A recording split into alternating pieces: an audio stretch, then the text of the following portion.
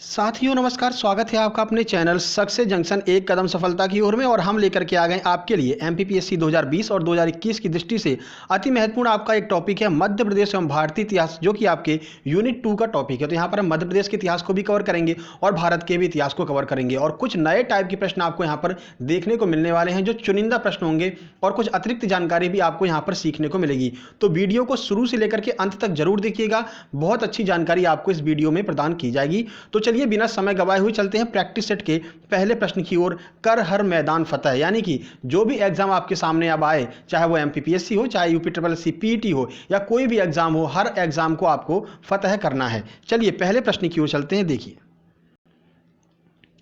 तो पहला प्रश्न है, निम्न में से कौन सा कथन बलबन के बारे में सही नहीं है, यानी कि इनमें से ऐसा कौन सा कथन है जो बलबन के बारे में सही नहीं है। ठीक है, ऑप्शन ए, उसने नियामत खुदाई के सिद्धांत का प्रतिपादन किया था। ऑप्शन बी, उसने इक्तादारी व्यवस्था का प्रारंभ किया था। ऑप्शन सी है, उसने तुर्काने चहलगानी का प्रभाव समाप्त कर दिया था। और ऑप्शन नंबर डी है, उसने बंगाल के विद्रोह का दमन किया था। तो बताइए इनमें से ऐसा कौन सा है जो बलबन के बारे में सही नहीं है। चलिए आंसर देख लेते हैं। सही आंसर है बी, यानी कि उसने इक्तादारी व्यवस्था का प्रारंभ किया। यह गलत है, इक्तादारी व्यवस्था का प्रारंभ इल्तुतमिश ने किया था। तो चलिए पूरी जानकारी आपको दे देते हैं इस प्रश्न के बारे में, आइए देखते हैं। तो देखिए, बलबन का वास्तविक नाम बहाउद्दीन था। नसीरुद्दीन महमूद ने उसे उलूग खां की उपाधि दी थी। तो याद रखिए, उलूग खां की उपाधि बलबन को किसने दी थी? तो नासिरुद्दीन महमूद ने उसे उलूग खां की उपाधि दी थी। यह प्रश्न भी परीक्षा में कई बार आया हुआ है। उसका शासनकाल 1266 से लेकर के 1286 ईस्वी तक था। एक प्रश्न आपका यहां से भी बन जाएगा। अगला है, सत्ता ग्रहण करने के बाद बलबन इल्तुतमिश द्वारा गठित तुर्काने चहलगानी के गठन को समाप्त कर दिया। तो एक प्रश्न आपका यहां से और क्लियर हो रहा है कि जो तुर्काने चहलगानी था उसकी स्थापना किसने की? तो उसकी स्थापना इल्तुतमिश ने की थी, जिसे बलबन ने समाप्त कर दिया। ठीक है, बलबन के काल में एकमात्र विद्रोह 1279 में बंगाल के सूबेदार तुगरिल खां ने किया था, जिसे बलबन ने दबा दिया। तो एकमात्र विद्रोह हो पाया था बलबन के टाइम पर, किसने किया था? तो तुगरिल खां ने किया था, जिसे बलबन ने बड़ी आसानी से दबा दिया था। अब देखिए, इक्तादारी व्यवस्था का प्रचलन बलबन ने नहीं बल्कि इल्तुतमिश ने किया था। तो याद रखिएगा, इक्तादारी किसकी व्यवस्था है? इल्तुतमिश की व्यवस्था है। तुर्काने चहलगानी किसकी व्यवस्था है? इल्तुतमिश की व्यवस्था है।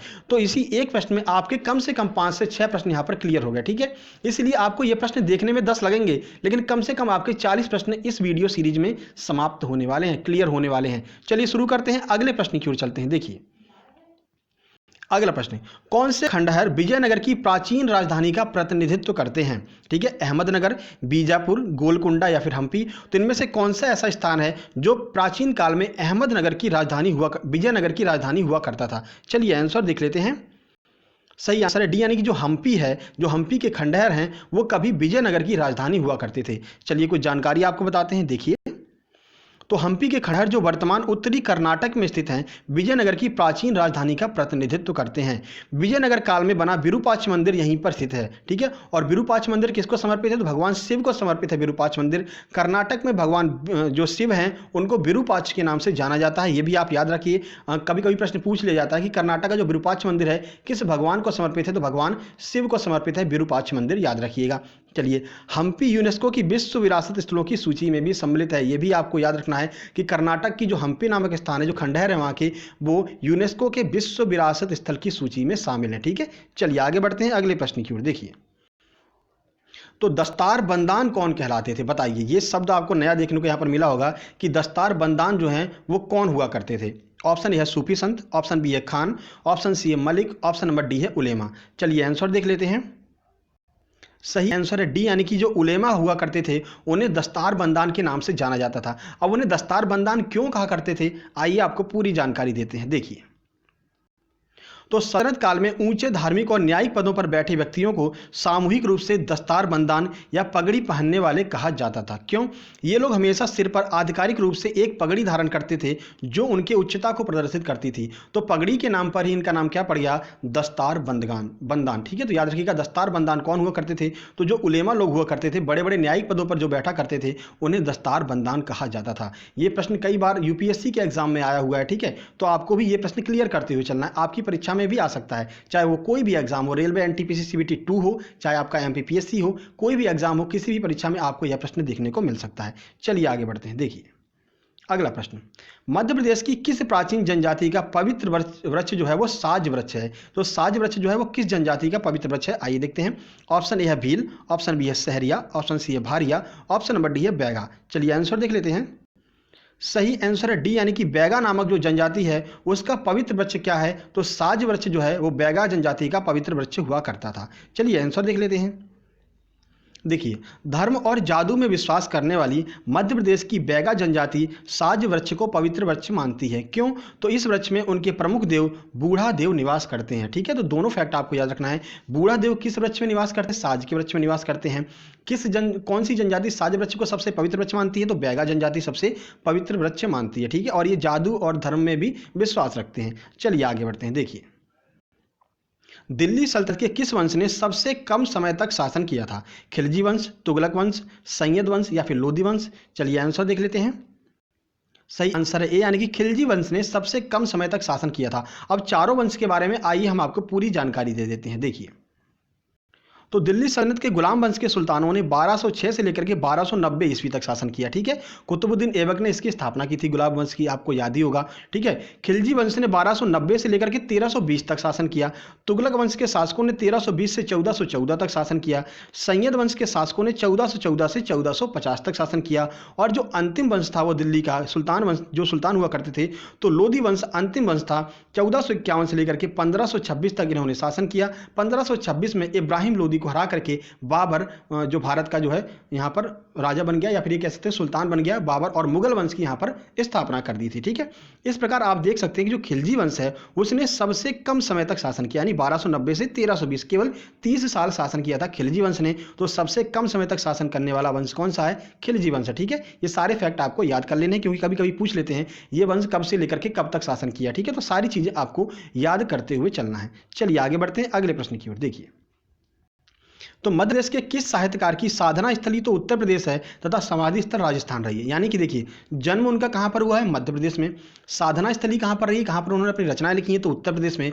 और जो उनकी मृत्यु हुई है या फिर जहां उनकी समाधि बनी हुई है वो राजस्थान में बनी हुई है। तो ऐसे साहित्यकार कौन है ये बताइए आप। ठीक है, ऐसे प्रश्न पूछे जा सकते हैं आपकी परीक्षा में। ऑप्शन ए है केशवदास, ऑप्शन बी है बाणभट्ट, ऑप्शन सी है भर्तृहरि, ऑप्शन नंबर डी है भूषण। चलिए आंसर देख लेते हैं। सही आंसर है सी, यानी कि भर्तृहरि ऐसे एक साहित्यकार हैं जिनका जन्म तो मध्य प्रदेश में हुआ, साधना स्थली उनकी उत्तर प्रदेश रही तथा उनकी मृत्यु राजस्थान में हुई थी। ठीक है, चलिए कुछ जानकारी आपको बताते हैं। देखिए, तो मध्य प्रदेश नदियों के मायका के साथ साथ साहित्यकारों की जननी भी कही जाती है। मध्य प्रदेश के साहित्यकार भर्तृहरि की साधना स्थली उत्तर प्रदेश का चुनार नामक स्थान है। तो याद रखिएगा, उत्तर प्रदेश के चुनार में इन्होंने अपनी साधना स्थली बनाई, और राजस्थान के सरिस्का क्षेत्र में उनकी समाधि बनी हुई है। ठीक है, तो राजस्थान के सरिस्का क्षेत्र में उनकी मृत्यु हो गई थी, वहीं पर उनकी समाधि बना दी गई। कौन? भर्तृहरि, यहाँ पर आपको याद रखना है। चलिए आगे बढ़ते हैं अगले प्रश्न की ओर। देखिए, तो निम्नलिखित में से किस प्रथा की शुरुआत राजपूतों के समय पर हुई थी? सती प्रथा, बाल विवाह, जौहर प्रथा या फिर इनमें से कोई नहीं? चलिए आंसर देख लेते हैं।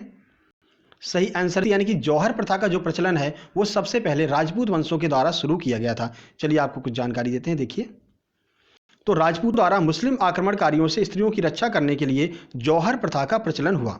इसमें सभी राजपूत पुरुषों के युद्ध में मारे जाने के पश्चात किले में सभी स्त्रियां सामूहिक रूप से चिता में कूदकर अपनी जान दे दिया करती थी। इसी को जो है जौहर प्रथा कहा जाता था।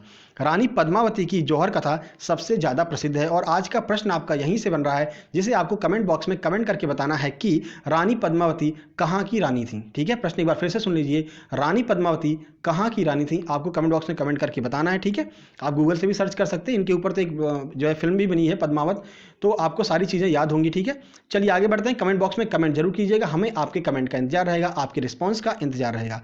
चलिए अगले प्रश्न की ओर देखिए, तो कश्मीर का वह शासक जिसे कश्मीर के अकबर के नाम से जाना जाता है वो कौन है? शमसुद्दीन शाह, सिकंदर, हैदर शाह या फिर जैनुल आबदीन? तो इनमें से कौन सा ऐसा शासक है जिसे कश्मीर के अकबर के नाम से जाना जाता है? चलिए आंसर देख लेते हैं। सही आंसर आपका डी, यानी कि जैनुल आबदीन नामक जो शासक है उसे कश्मीर के अकबर के नाम से जाना जाता है। अब क्यों उसे कश्मीर के अकबर कहा जाता है, आइए आपको जानकारी देते हैं। देखिए, तो 1420 में अली शाह का भाई साहिल खान, जो जैनुल आबदीन के नाम से कश्मीर के सिंहासन पर बैठा, वह कश्मीर का सबसे महान शासक हुआ। धार्मिक दृष्टि से अत्यधिक सहिष्णु था, यानी कि धार्मिक दृष्टि उसकी बहुत अच्छी थी, यानी हिंदुओं को भी मानता था, मुसलमानों को भी मानता था, सबको बराबर रूप से प्रेम किया करता था। उसकी धार्मिक उदारता के कारण उसकी तुलना मुगल बादशाह अकबर से भी की जाती है। उसने जजिया कर हटा दिया तथा गौ हत्या को निषिद्ध कर दिया। गौ हत्या पर रोक लगा दी थी कश्मीर में, किसने? जैनुल आबदीन ने, और इसी वजह से उसे कश्मीर का अकबर भी कहा जाता है। चलिए आगे बढ़ते हैं अगले प्रश्न की ओर। देखिए, तो हल्दी घाटी के युद्ध में महाराणा प्रताप की सेना का सेनापति कौन था? अमर सिंह, मान सिंह, हकीम खान या फिर शक्ति सिंह? चलिए आंसर देखते हैं। सही आंसर सी, यानी कि जो हकीम खां है वो हल्दी घाटी के युद्ध में महाराणा प्रताप के सेना का सेनापति हुआ करता था। चलिए आपको कुछ जानकारी देते हैं, कब हुआ था ये हल्दी घाटी का युद्ध। तो हल्दी घाटी का युद्ध 1576 में महाराणा प्रताप और मुगल सेनापति मान सिंह आसफ खां के मध्य लड़ा गया था। ठीक है, तो मुगल सेना की तरफ से मान सिंह थे और आसफ खां थे, और यहाँ पर महाराणा प्रताप की सेना के मध्य में ये युद्ध हुआ था। ठीक है, राजपूत योद्धाओं के अलावा राणा की सेना के अग्रभाग का नेतृत्व अफगानों की एक टुकड़ी के साथ हकीम खां सूर कर रहा था। ठीक है, तो हकीम खां सूर जो है वो जो है महाराणा प्रताप का एक सेनापति हुआ करता था। राणा की सेना में भीलों की भी एक छोटी सी टुकड़ी शामिल थी, यानी भील लोग भी जो है वो राणा प्रताप की सेना की तरफ से युद्ध कर रहे थे। यह राणा की मुगलों के साथ में आमने सामने की आखिरी मुठभेड़ थी। इसके बाद में राणा ने जो है छापामार युद्ध प्रणाली को अपना लिया था। ठीक है, चलिए आगे बढ़ते हैं अगले प्रश्न की ओर। देखिए, तो अकबर ने सर्वप्रथम वैवाहिक संबंध राजपूतों के किस वंश के साथ में स्थापित किए थे? बुंदेलों से, कछवाहों से, राठौरों से या फिर सिसोदिया से? चलिए आंसर देखते हैं। सही आंसर बी, यानी कि अकबर ने सर्वप्रथम वैवाहिक संबंध जो है वो कछवाहों से स्थापित किए थे। अब कौन से कछवाहा राजा थे, किसके साथ में पहले शादी हुई थी, आइए देखते हैं। तो अकबर ने सर्वप्रथम कछवाहा राजपूतों से वैवाहिक संबंध स्थापित किए थे। जिस समय अकबर ख्वाजा मोइनुद्दीन चिश्ती की दरगाह की यात्रा हेतु जा रहा था, तो सांगानेर नामक स्थान पर 20 जनवरी 1562 पर आमेर का राजा बिहारीमल, जिन्हें भारमल भी कहते हैं, बादशाह की सेवा में उपस्थित हुआ। उसने अकबर की अधीनता स्वीकार की तथा अपनी ज्येष्ठ पुत्री हरकाबाई, जिन्हें जोधाबाई के नाम से भी जाना जाता है, की विवाह की इच्छा भी व्यक्त की। अकबर ने राजा का प्रस्ताव स्वीकार कर लिया। इस तरह से हम कह सकते हैं कि कछवाहा वंश के साथ में सबसे पहले अकबर ने वैवाहिक संबंध स्थापित किए थे। ठीक है, चलिए आगे बढ़ते हैं। देखिए, तो ये आपका 10 महत्वपूर्ण प्रश्न थे। कैसे लगे आपको प्रश्न, कमेंट बॉक्स में कमेंट जरूर कीजिएगा। एग्जाम की बात अगर कर लें तो देखिए, एग्जाम का भी कुछ क्लियर नहीं हुआ है। आपका एग्जाम हो भी सकता है, नहीं भी हो सकता है, वो बाद की बात है, लेकिन प्रैक्टिस आप लोग करते रहिए। अगर अभी एग्जाम नहीं भी होता है, मान लीजिए आगे टल जाता है, तब भी हम आपके लिए लगातार प्रैक्टिस सेट MPPSC का लेकर के आते रहेंगे। क्योंकि जहां तक ऐसा मतलब हो जाता है कि विद्यार्थी लोग क्या करते हैं कि एग्जाम जैसे आगे टल गया तो उनका पढ़ाई में मन नहीं लगता है, लेकिन आपको पढ़ाई में मन लगाना ही लगाना है। अगर आपको एग्जाम क्वालिफाई करना है, अगर MPPSC आगे बढ़ता है तो आपका UPSSC PET लगा हुआ है, और सिलेबस के बारे में तो हमने आपको बता ही दिया था कि एकदम सेम टू सेम सिलेबस है। ठीक है, थोड़ा सा भाई इंग्लिश का अंतर है, 5 नंबर की इंग्लिश आएगी तो आराम से आप कर सकते हैं, कैन कुड मे मस्ट ये सब आप आराम से कर सकते हैं। तो अगर आपकी बहुत अच्छी तैयारी है MPPSC की, तो आप UPSSC PET जरूर भरिए। लोअर PCS तक की वहां पर पोस्ट आती हैं, आराम से आप क्वालिफाई कर सकते हैं। ठीक है, और कोई भी उसमें फॉर्म भर सकता है। एक अलग से वीडियो हमने अपलोड की है, जाकर के देख लीजिएगा, सारी वहां पर हमने सारी चीजें आपको बता दी हैं। ठीक है, अब देखिए, रोज सुबह 7:30 बजे हम आपके लिए करंट अफेयर की वीडियो लेकर के आते रहते हैं। डेली उसको देखते रहिए। आज भी हमने अपलोड की है, वहां से 20 नंबर के प्रश्न आपके UPSSC PET में आने वाले हैं। क्यों? क्योंकि वहां पर आपका जो स्टैटिक जीके है वो भी आएगा और करंट अफेयर के प्रश्न भी आपको देखने को मिलने वाले हैं। तो 20 नंबर आपके वहां से क्लियर हो जाएंगे, एक भी प्रश्न बाहर नहीं जाएगा अगर आप डेली वो वीडियो देखते रहेंगे। और इधर आपकी बहुत अच्छी तैयारी है ही, MPPSC के इतिहास वगैरह के इतिहास, पॉलिटी वगैरह की, हिंदी की बहुत अच्छी आपकी तैयारी है। आराम से आप UPSSC PET क्वालिफाई कर सकते हैं। एक बार स्कोर कार्ड मिल गया, 1 साल के लिए वैलिड है। आप आराम से जितनी भी वैकेंसी यूपी में निकलती हैं सब में अपना स्कोर कार्ड लेकर के जा सकते हैं और सीधे मेरिट में अपना स्थान बना सकते हैं। ठीक है, तो चलिए प्रैक्टिस सेट हम लगातार लेकर के आते रहेंगे। आपका रिस्पांस अच्छा रहा तो आप कमेंट बॉक्स में कमेंट करके बताइए कि आप हमारी डेली वीडियो देखेंगे या फिर नहीं देखेंगे। अगर एग्जाम पोस्टपोन होता है तो आपके रिस्पांस के आधार पर ही हम प्रैक्टिस सेट लेकर के आएंगे। अगर आपका रिस्पांस अच्छा रहा तो लगातार प्रैक्टिस सेट लेकर के आते रहेंगे, और अगर आपका रिस्पांस कुछ नहीं रहा तो भाई क्या मेहनत करना, क्या ही मेहनत करना भाई। ठीक है, तो आपके रिस्पांस के ऊपर सब कुछ आधारित है। कमेंट बॉक्स में कमेंट करके जरूर बताइएगा। जल्द ही मिलते हैं कल सुबह 7:30 बजे वाली करंट अफेयर के डेली डोज में। तब तक के लिए नमस्कार, धन्यवाद।